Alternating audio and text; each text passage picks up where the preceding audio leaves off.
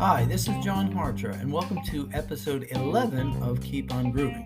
Bootlegs of Jimi Hendrix recordings have been a staple of record stores for decades. With its newly acquired wealth of material, Experience Hendrix decided to get in on the action and start up a bootleg label of their own, which would end up putting out some of Jimmy's best material in years.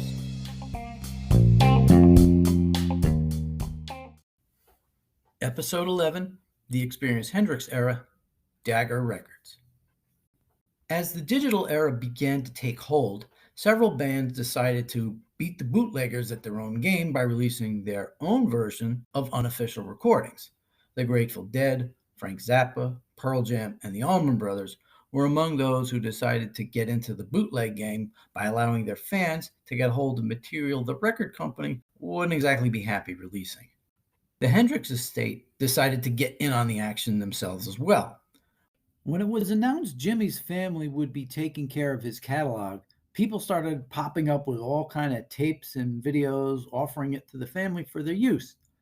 Some of these were in the form of missing master tapes, but others were just good old-fashioned bootleg, take your tape recorder to the show and hit record kind of material. MCA was looking for certain kinds of higher-end recordings from original sources, so with their approval, the family set up Dagger Records. It was available for sale online only, and you'd get them shipped right to your house. For quite a while, they were getting these out at a rate of one per year. Available on February 27, 1998, the label's first release was live at Oakland Coliseum, April 27, 1969. It's an audience recording that captures the full 85-minute show. The set list was similar to the professionally recorded LA show from 2 nights earlier, but this one included Hear My Train A-Comin' and Jack Cassidy on bass for the set closing Voodoo Child. The next year, in July 1999, they released Live at Clark University from a March 1968 show at the Massachusetts College. The concert material was professionally recorded, but only around 30 minutes long. The set opening fire was the one on the box set I mentioned last episode. To fill out the disc, the CD featured 40 minutes of interviews with the band. On later releases, they came up with a better idea to fill up the CDs. Morning Symphony Ideas. In 2000, Dagger released the first of several studio jam albums, which nonetheless provided insight into Jimmy's growth and creative process during each era documented. This album features only 6 tracks, but it was over 70 minutes long, and 2 tracks run over 20 minutes. The album starts out with 2 jams from mid-November 1969 featuring just Jimmy and Buddy. Billy, I believe, had returned to Nashville at the time. The first one is a title you may recognize, Keep On Grooving. Though this title was later incorporated into Midnight Lightning, this instrumental features the two going through several different ideas that would show up in later songs. Jungle is up next. Despite its name, this one has a distinctly Curtis Mayfield influence. It's also a medley that includes Villanova Junction, South Saturn Delta, and some vocals on Stepping Stone. Roomful of Mirrors follows. From September 1969, Jimmy began to switch up the arrangement, pointing it slowly towards the one he, Buddy, and Billy would do later. Had they decided to continue with the remainder of the tape, Jimmy would move into an early version of Stepping Stone with a machine gun introduction. That would be nice to show up on a Dagger Records release later as well. The jam section ends with Strato Strut. This little 4.5-minute jam from December 1969 is the only track where Billy Cox appears on the CD. This was set to show up on 9 to the Universe, I would guess on side 1, probably at the end, but Alan Douglas ended up pulling it. Scorpio Woman is next. This 20-minute track was recorded in Jimmy's hotel room in Maui after the Rainbow Bridge concerts. It contains the title track verse in the beginning, but like Keep On Grooving, moves through a bunch of familiar progressions from the Electric Lady era that would turn up in later songs. The CD ends with the imaginatively titled Acoustic Demo. This minute-long snippet comes from February 1970 in Jimmy's apartment. Frankly, not sure why this was released on anything other than something called Loose Ends. Morning Symphony Ideas was the first of 3 albums that begin to fill in that hole in Jimmy's catalog. That was 1969. The next year, in 2001, they went back to releasing concert material with Live in Ottawa from the band's second show there in March 1968. The first 2 songs, Killing Floor and Tax Free, sort of document the transition from the main opener of 1967 to a main opener from 1969. Otherwise, it was the usual batch of Are You Experienced tracks, Spanish Castle Magic, and Wild Thing at the end as the tape ran out. In 2002, they released the Baggies rehearsal sessions, recorded at the studio on December 18th and 19th, 1969, as Jimmy, Billy, and Buddy prepared for the Fillmore East Band of Gypsies concerts. The first 2 songs are familiar, namely Burning Desire and Hoochie Coochie Man, both from Loose Ends. From there, we get at least one version of most of the songs they performed at the shows. Earth Blues and Burning Desire get 2 versions. There's also an original jam, but interestingly, there are no versions of Who Knows, Machine Gun, or Isabella. Recordings of pieces of these 2 songs did, however, show up on the Jimi Hendrix website, and I have a bootleg with the full version of Who Knows, including the intro they'd taken off this song and used for the open of Stop, which also isn't here. This really could have been a 2-disc set. There's that much good material. 2003 brought us the first combo release, Paris 1967 / San Francisco 1968. Hey, better than 40 minutes of interviews.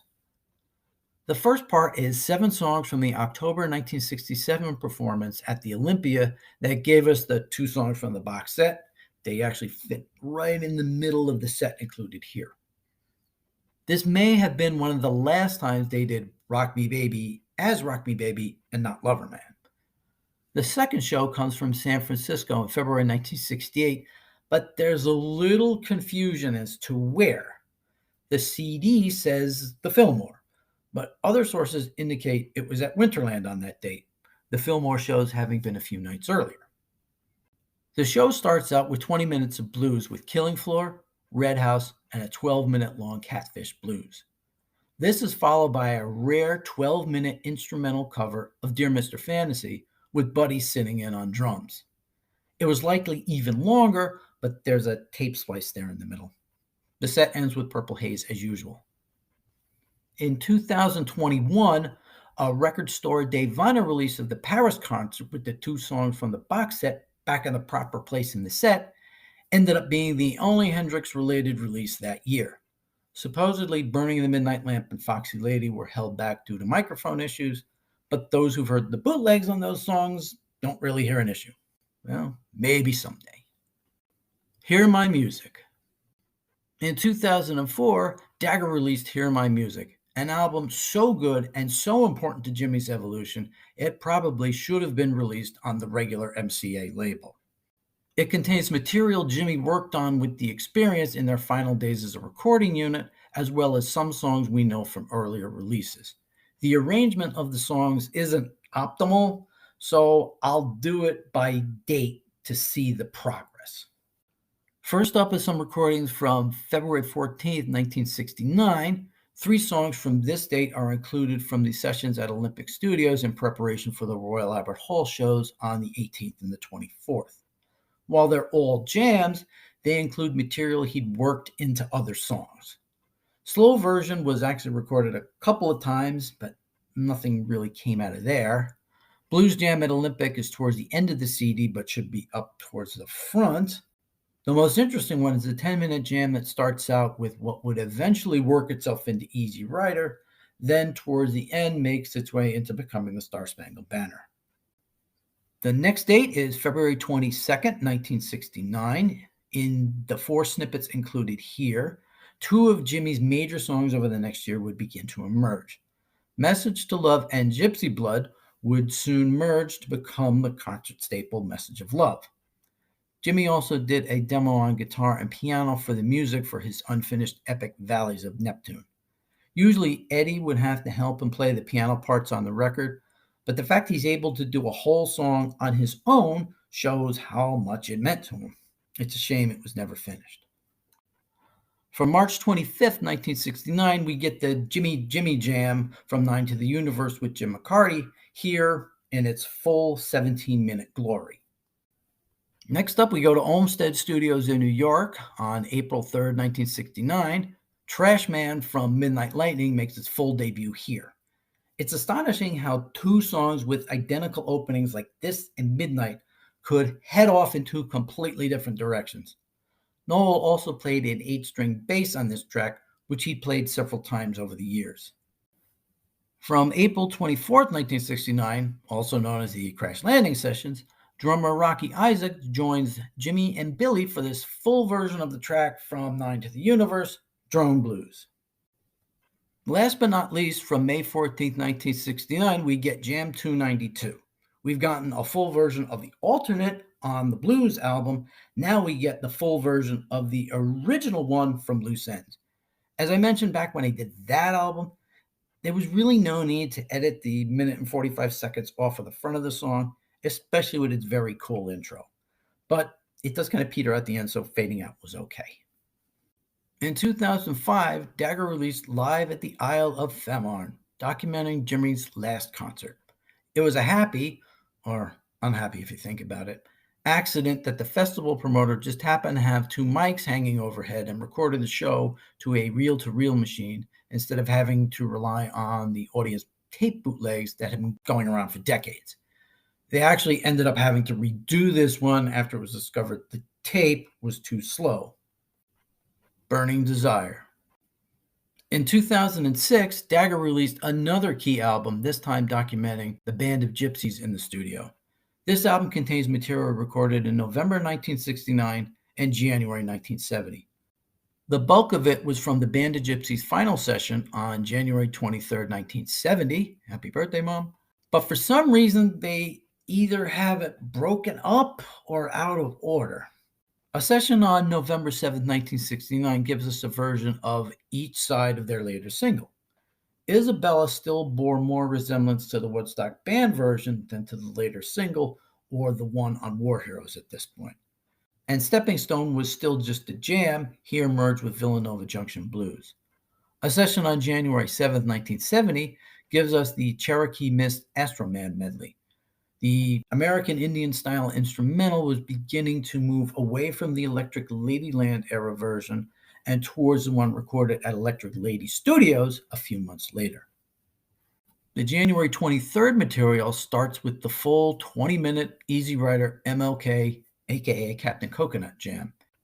It's an interesting piece of work taken in its original context, never mind stripping out Jimmy's performance and putting it out there on its own. Then I don't understand this. The original session had a 5-minute jam on Villanova Junction Blues, followed by Record Plant 2 times, which must mean the second reel that they were using. On the CD, though, they're broken up and reversed. What was the point to that? At least keep them in the right order if you split them up. A tight instrumental version of Burning Desire and a jam called Slow Time Blues end the CD. There was no release in 2007. Dagger had 2 more releases before they took a break for a while due to circumstances we'll get to. In 2008, they had another twofer, Live in Paris and Ottawa 1968. It started with the Paris Olympia show from January 1968 that appeared on stages, but newly remixed here. The last 3 songs come from the first set of the Ottawa show, released on the disc a few years earlier. The set starts out with Sgt. Pepper's and includes Fire and Purple Haze, which were also in the second set. You can kind of tack Sgt. Pepper's onto the front of the other show if you want, so you can get a whole bunch of show openers all together. The final release in this era arrived in 2009, live at Woburn. It was recorded in July 1968 at his only appearance in England that year. It mixed old favorites like Sgt. Pepper's, Fire, Foxy Lady, and Purple Haze, and a long version of Red House, alongside new material like Tax Free and an early outing for Voodoo Child. His sound is sort of a transition from late 1967, early 1968 to the sound he'd have at Winterland and Royal Albert Hall. It's an interesting missing piece of the puzzle. So what was added to Jimmy's legacy from this era of Dagger? From the live material, the Paris shows are pretty important, as was Woburn and, of course, Femarn. Baggies is sort of a de facto Band of Gypsy studio album. Morning Symphony doesn't add anything specific outside of maybe Strato Strut, but is interesting to see songs' evolution take place. Hear My Music is the gold mine. We get Jam 292, Trash Man, the two Jimmy's Jam, Drone Blues, and the song sketches from Olympic.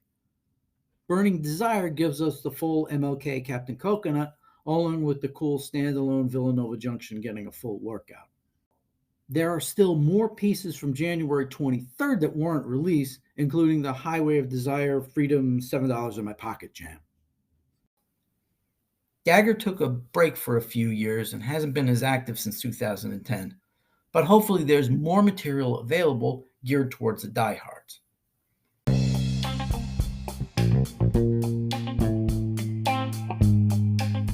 Next time on Keep on Groovin', Experience Hendrix goes back to some of the biggest live shows Jimmy did and tries to make better releases out of them.